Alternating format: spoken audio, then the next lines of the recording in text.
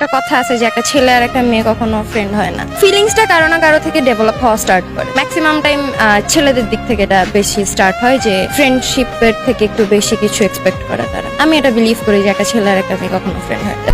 কি হতে চাই সেটা যতক্ষণ পর্যন্ত না হচ্ছি ততক্ষণ পর্যন্ত বলে বেড়ানোর কোনো মানে নেই। কারণ হচ্ছে গিয়ে যদি সেটাতে সফল না হই তখন মানুষ বলবে যে তার তো এটা ইচ্ছে ছিল বা সে এটা হতে চাইছে কিন্তু হতে পারে না। মানুষ হিসেবে ভালো হইতে হবে। মেয়েরা আজকাল যেটা এক্সপেক্ট করে লয়ালিটি, পজিটিভনেস, কেয়ারিং, ভাগ্যে যেমন থাকবে তেমন অ্যাকসেপ্ট করে নিতে হবে। যোগ্যতা বলতে কি কোয়ালিফিকেশন, ইনকাম, এটা কেমন হতে হবে একজন হাজবেন্ড হিসেবে? আপনি কি প্রত্যাশা করেন?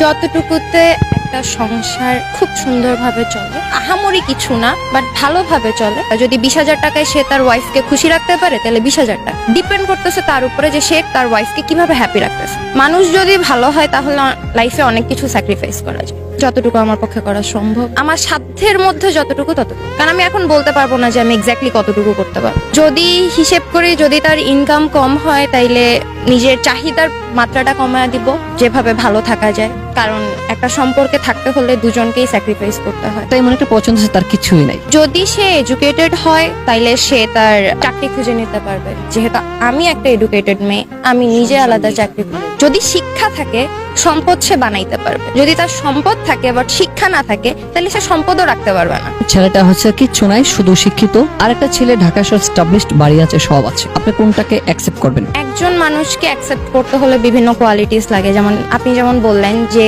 শিক্ষিত, কিছু নেই কিন্তু সে মানুষ হিসেবে ভালো। ওই যে বললাম মেয়েরা যা যা চায় সে সেই রকম লয়াল পারসন, দায়িত্বশীল, তাহলে আমি তাকেই চুজ করব।